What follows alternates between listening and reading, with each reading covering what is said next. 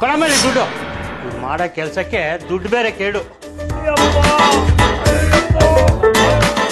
ಕೈ ಬಂದಿತ್ತು, ಬಾಯಿ ಬರ್ಲಿಲ್ವಲ್ಲಪ್ಪ. ನೆಕ್ಸ್ಟ್ ಯಾರ್ ಪೇಷಂಟ್ ಒಳಗ್ ಬನ್ನಿ.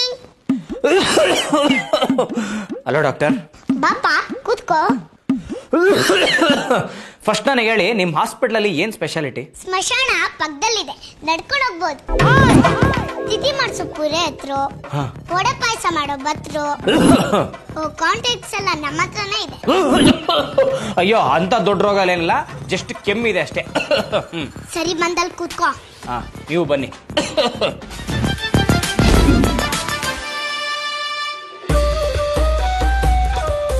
ಇಷ್ಟುದ ತೆಗಿಬಿಡಪ್ಪ, ಕಳ್ಳೆಲ್ಲ ಕಾಣಿಸ್ತದೆ. ಸಣ್ಣದಾಗ ತೆಗಿ. ಏನ ಕೆಮ್ಮು? ಬೋರ್ವೆಲ್ ನೀರು ಕುಡ್ದ್ಯಾ?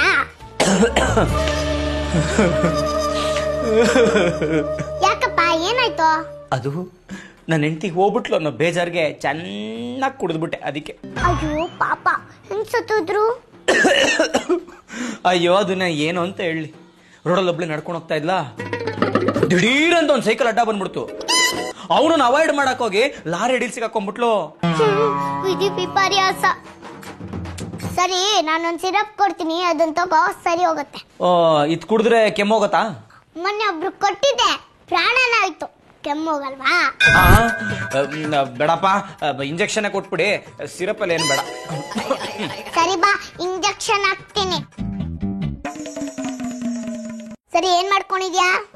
ನಾನಾ ಮೈಸೂರಲ್ಲಿ ಅನ್ಎಂಪ್ಲಾಯ್.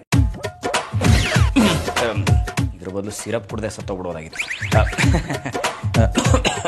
ಸರಿ, ಆ ಗೋಡೆ ಕಡೆ ಮಕ್ಕ ಮಾಡ್ಕೊಂಡ್ ತಿರ್ಗಾ.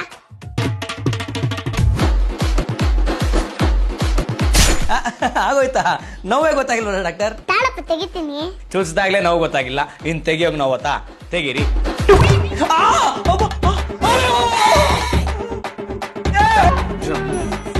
ಏ, ನೀ ಮೀಟಿದ ಅಂತ ಮೀನ ತರ ಮೀಟ್ತಾ ಇದೆಯಲ್ಲಮ್ಮ, ತೆಗಿಯಮ್ಮ ಬೇಗ. ಅಯ್ಯೋ, ಸ್ಮೂತ್ ಆಗೋಯ್ತಲ್ಲಪ್ಪ, ಹೊರಗೆ ಬರ್ತಾ ಇಲ್ವಲ್ಲಪ್ಪ. ಬರ್ತಾ ಇಲ್ವಾ? ತೆಗಿಯಮ್ಮ.